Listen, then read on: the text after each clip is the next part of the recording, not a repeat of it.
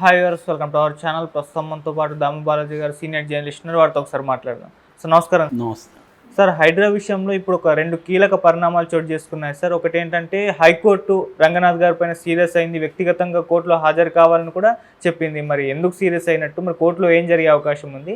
మరోవైపు ఏమో పేద ప్రజల దగ్గర నుంచి దీనిపైన తీవ్రమైన వ్యతిరేకత వస్తుంది. వాళ్ళు తిరుగుబాటు కూడా చేస్తున్నారు. అంటే వాళ్ళు ఇల్లు కూల్చేసినందుకు విపరీతంగా సోషల్ మీడియాలో వాళ్ళ వీడియోలు వైరల్ అవుతున్నాయి. ఏడుస్తూ వాళ్ళు హైడ్రాని తిట్టిన విధానం కానివ్వండి. మరి ఇదే కంటిన్యూ అయితే ఏం జరిగే అవకాశం ఉంది? మొత్తంగా హైడ్రా విషయంలో మరి ఏం జరిగే అవకాశాలు ఉన్నాయి సార్? హైడ్రాకి సంబంధించి ముందు నుంచి కూడా అది వివాదాస్పదంగా ఉంది. ఇప్పుడు కూడా కొత్తగా కొన్ని రకాల పరిణామాలు చోటు చేసుకున్నాయి. అందులో మనం కొన్ని చర్చిద్దాం. ఒకటేమో హైకోర్టు హైడ్రా ఆయన కమిషనర్ రంగనాథ్కి చాలా సీరియస్గా ఆగ్రహం ప్రదర్శించింది రంగనాథ్ మీద. రంగనాథ్కి నోటీసులు కూడా ఇచ్చి వ్యక్తిగతంగా హాజరయ్యి కోర్టులో సమాధానం చెప్పింది. కోర్టులో వ్యక్తిగతంగా కానీ లేదా విర్చువల్గా కానీ ఏదేమైనా ఆయన పర్సన్గా కోర్టుకి సమాధానం చెప్పాలని. ఎందుకు హైకోర్టు ఎంత సీరియస్గా అయింది? గతంలో కూడా హైడ్రా మీద హైకోర్టులో పిటిషన్లు ఇస్తారు. అప్పుడు కూడా హైకోర్టులో అసలు దీనికి చట్టబద్ధత ఉందా, దీనికి జీవో ప్రకారం ఏర్పడడం కరెక్టా, ఆల్రెడీ జిహెచ్ఎంసీ ఉంటే మళ్ళీ హైడ్రా ఏంటి అని. సో హైడ్రా ఏ రకంగా చేసింది, ఇప్పటి వరకు ఏమేమి చేసింది మొత్తం లిస్టు డీటెయిల్స్ పెట్టమని కూడా హైకోర్టు 4 వారాలు గడువు ఇచ్చింది. అయితే ఈ లోపల నిన్న ఏం జరిగిందంటే హైకోర్టులో నల్ల చెరువు కాదు అమీన్పూర్ పరిధిలో ఒక బిల్డింగ్ని కూలగొట్టింది హైడ్రా. ఆ బిల్డింగ్ ఆల్రెడీ కోర్టులో కేసు ఉంది, కోర్టులో నడుస్తుంది. అది చెప్పారు కూడా, ఓనర్స్ హైడ్రా వాళ్ళకి చెప్పారు ఆల్రెడీ కోర్టులో ఉందని చూపించారు కూడా. చూపించినా కూడా వాళ్ళు కూలగొట్టేసి వెళ్ళిపోయారు. దాంతో వీళ్ళు హైకోర్టుకి వెళ్ళారు. ఆల్రెడీ మేము చెప్పాము, మేము చూపించాము, కోర్టు పరిధిలో ఉంది, దీన్ని కూలగొట్టొద్దని, అవన్నీ మాకు సంబంధం లేదని కూల్చేసి వెళ్ళిపోయారు అనేది కోర్టుకి చెప్పారు. కోర్టు దాన్ని సీరియస్గా పరిగణించింది. దీనికి అంటే ఆల్రెడీ కోర్టు డిస్ప్యూట్లో ఉంటే మీరు ఎలా దాన్ని కొట్టేస్తారు అనేది కోర్టు ఆగ్రహం వ్యక్తం చేసింది. ఇప్పుడు రంగనాథ్ దానికి సమాధానం ఇచ్చుకోవాల్సి ఉంటుంది, ఎందుకు ఆయన ఇది చేశారని. అది కన్విన్స్ కాకపోతే కోర్టు మళ్ళీ హైడ్రా మీద ఏ చర్య తీసుకుంటుంది అనేది కూడా చూడాలి. అంటే వ్యక్తిగతంగా రమ్మనిందంటే కోర్టు చాలా సీరియస్గా తీసుకునిందని. ఎందుకంటే కోర్టుని ధిక్కరించినట్టే కదా, కోర్టు పరిధిలో ఉన్న ఒక భవనాన్ని కూల్చడం అనేది కోర్టుని ధిక్కరించడం అవుతుందన్నమాట. సో అందువల్ల అది సీరియస్గా అయింది. కాబట్టి ఎందుకంటే హైడ్రా చేసేవన్నీ కూడా లీగల్గా కరెక్ట్గా ఉన్నాయా లేదనేది ఇంపార్టెంట్. వాళ్ళు ఏమంటే చెరువుల్ని FTL అంటే ఫుల్ ట్యాంక్ లెవెల్ లేదా బఫర్ జోన్లో ఉన్న వాటిని కూల్చడానికి ముందు నోటీసులు కూడా ఇవ్వనక్కర్లేదు. అవన్నీ రంగనాథ్ కూడా ఇంటర్వ్యూలలో చెప్పాడు. ఎందుకంటే సుప్రీంకోర్టు తీర్పులు ఉన్నాయి, అవన్నీ చెప్పాడు. కానీ ఇక్కడ సమస్య ఏంటంటే ఆ FTL పరిధిలో ఉందా లేదా, బఫర్ జోన్లో ఉందా లేదా అనేది ఎవరు నిర్ణయిస్తారు అనేది ఒక అంశం అయితే, రెండో అంశం వాళ్ళకి మరి బఫర్ జోన్లోనో FTL పరిధిలోనూ ఉంటే ఇదే ప్రభుత్వ వ్యవస్థలు వాళ్ళకి ఎలా పర్మిషన్లు ఇచ్చాయి అనేది కూడా రెండవ అంశం. సో ఈ అంశాల మీద కోర్టు ఇంటర్వ్యూన్ అవుతుంది. ఇది ఒక పరిణామం అయితే కోర్టు లీగల్గా. ఇక సామాజికంగా హైడ్రా అనేది ఎలాంటి పరిణామాల్ని చూపిస్తుందంటే, నిన్న పెద్ద ఎత్తున మూసీ పరివాహక ప్రాంతంలో మూసీ రివర్ని క్లీన్ చేసే కార్యక్రమంలో ఆపరేషన్ మూసీ అనే పేరుతో స్టార్ట్ అయింది. దీంతో వీళ్ళందరూ వెళ్ళిపోయి GHMC అధికారులు, హైడ్రా అధికారులు సర్వే చేయడం, మార్కింగ్ చేయడం మొదలుపెట్టారు. ముఖ్యంగా లంగర్ హౌసు, పురాణపూలు నుంచి రంగర్ హౌస్ ఆ పరిధిలో మార్కింగ్ చేయడం మొదలుపెట్టారు. ఆ ఏరియాలో వచ్చి ఆసం కాలనీ కావచ్చు, డిఫెన్స్ కాలనీ కావచ్చు, కిషన్ బాగ్, అసద్ బాబా నగర్, నంది ముసల్లెగూడ, ఈ ఏరియాల ప్రజలందరూ నిన్న పెద్ద ఎత్తున ఈ మార్కింగ్కి వ్యతిరేకంగా ధర్నాలు చేయడం, రాస్తారోకలు చేయడం, బహదూర్పుర తహసీల్దార్ ఆఫీసుని చుట్టుముట్టడం, పెద్ద ఎత్తున శాపనార్థాలు పెట్టడం, తర్వాత అధికారులని తరిమి పరిగెత్తించడం, ఇవన్నీ కూడా నిన్న చోటు చేసుకున్నాయి. ఇది ఒక సంచలనమైంది. మామూలుగా రేవంత్ రెడ్డి ఫస్ట్ తీసుకుని వచ్చినప్పుడు ఆయన హైడ్రాని ఫస్ట్ ఉపయోగించింది పెద్దవాళ్ళ మీద, కన్వెన్షన్ నాగార్జున మీద, తర్వాత తన కాంగ్రెస్ పార్టీలో నాయకుడైన పల్లం రాజు, ఆయన గతంలో మంత్రి కూడా, కేంద్ర మంత్రి, ఆయన తమ్ముడు ఆనంద్ రాజు మీద, తర్వాత శిల్పా మోహన్ రెడ్డి వైసీపీ నాయకుడు వాళ్ళ బిల్డింగులు, తర్వాత ప్రో కబడ్డీకి సంబంధించి అట్లాగే కొన్ని పాపులర్ విల్లాలని కూడా కూల్చేశారు.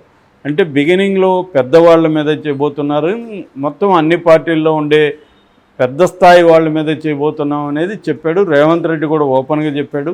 పెద్ద పెద్ద విల్లాలు, ఫామ్ హౌస్లు కట్టుకున్నారు, అవన్నీ కూడా చెరువులను ఆక్యుపై చేసి కట్టుకున్నారు, దాన్ని నేను సహించను అని చెప్పాడు.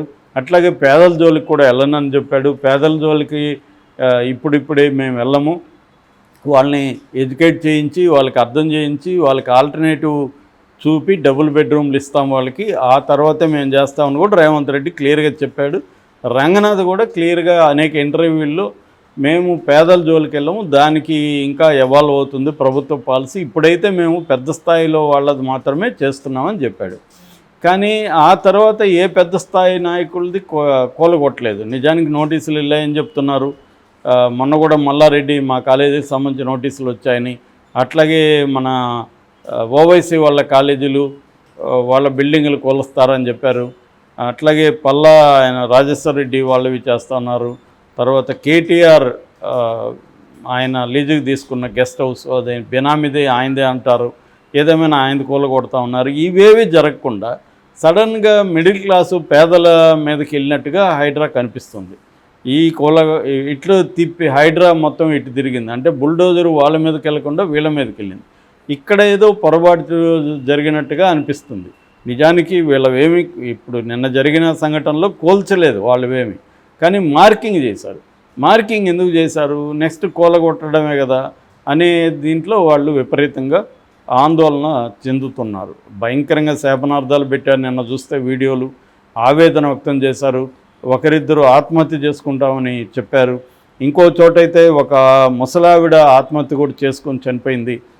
అది ఎక్కడంటే కోకటిపల్లిలో నల్ల చెరువు పరిధిలో ఉండే ఒక గుర్రంపల్లి శివయ్య, గుర్రంపల్లి బుచ్చమ్మ అనే ఇద్దరు ఉంటారు. వాళ్ళకి ఒక చిన్న ఇల్లు ఉంది. ఆ ఇల్లు 3 కూతుర్లకి కట్నంగా ఇచ్చారు. 3 కూతుర్లు ఆ ఇంట్లో పోషణలు చేసుకొని ఉంటున్నారు. ఇప్పుడేమైంది, ఆ ఇల్లుని వీళ్ళు మార్క్ చేశారని చెప్తున్నారు. ఆ ఇల్లు కూడా కూలగొట్టేస్తారని ఆమె ఆందోళనతో, కూలగొట్టేస్తే నా 3 కూతుర్లు వీధుల్లోకి వెళ్తారు, వాళ్ళకు కూడా ఆడపిల్లలే ఉన్నారు అన్న ఒక బాధలో ఆమె ఫ్యాన్ కూరేసుకొని చనిపోయింది. దీనికి కూడా రంగనాథ్ సమాధానం ఇచ్చాడు. నిజానికి ఆ మిల్లును మేము మార్క్ చేయలేదు, కానీ ఆమె ఆందోళన చెందింది చుట్టుపక్కల ఉన్నాయని. దీనికి కారణం మళ్ళీ మీడియా కావచ్చు, కొంతమంది పనిగట్టుకొని హైడ్రా మీద ప్రచారం చేస్తున్నారని ఆయన మీడియా మీద, మిగతా వాళ్ళ మీద, ప్రతిపక్షాల మీదనే ఆయన కూడా ఆరోపించాడు. అట్లాగే ఈ ఓల్డ్ సిటీకి సంబంధించి ఈ మూసీ పరివాహక ప్రాంతానికి సంబంధించి కూడా రంగనాథ్ ఏమి క్లారిఫికేషన్ ఇచ్చాడంటే, మేము అసలు అవేవి కూలగొట్టము, ఓన్లీ మార్కింగ్ చేస్తున్నాము. ఎందుకంటే అక్కడ ఉన్న వాళ్ళందరికీ మేము ముందుగా వాళ్ళకి డబుల్ బెడ్రూములు చూపించి అక్కడికి వెళ్ళి షిఫ్ట్ అయినాకనే ఇవి చేస్తాము, వాళ్ళని కన్విన్స్ చేసి చేస్తాం తప్ప మేము బలవంతం కూలగొట్టమని అన్నాడు. కానీ మార్కింగ్ చేయడం పట్ల కూడా వాళ్ళు తీవ్ర ఆందోళన వ్యక్తం చేస్తున్నారు. ఎందుకంటే ఆల్రెడీ అమీన్ చెరువు కావచ్చు, మాదాపూర్ ఏరియాలో కావచ్చు, కొన్ని షెడ్లు 30 ఏళ్ళుగా ఉన్నవి కూడా వీళ్ళు ఆల్రెడీ కూలగొట్టారనే విమర్శలు ఉన్నాయి. కాబట్టి భయాందోళన అయితే ఉంటాయి. ఇప్పుడు వచ్చి సడన్గా మన ఇల్లు సర్వే చేసి మార్క్ చేసేసి పోతే మనకి ఎప్పుడు వచ్చి కూలగొట్టేస్తాడో అన్న భయాందోళన ఉంటాయి కదా.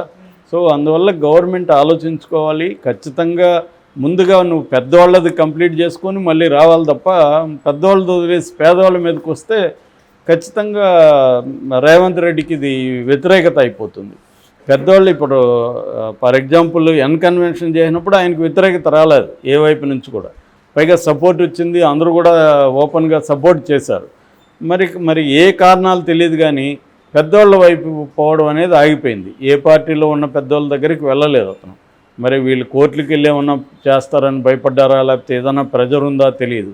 పేదవాళ్ళు వీళ్ళు మిడిల్ క్లాస్ అని కూడా అనలేము, లోవర్ మిడిల్ క్లాసు పేదవాళ్ళు, వాళ్ళు పైసా కూడగట్టుకొని ఏదో ఒక చిన్న ఇల్లు సంపాదించుకున్న బ్యాచ్ 20 ఏళ్ళుగా 30 ఏళ్ళుగా ఉంటున్నారు.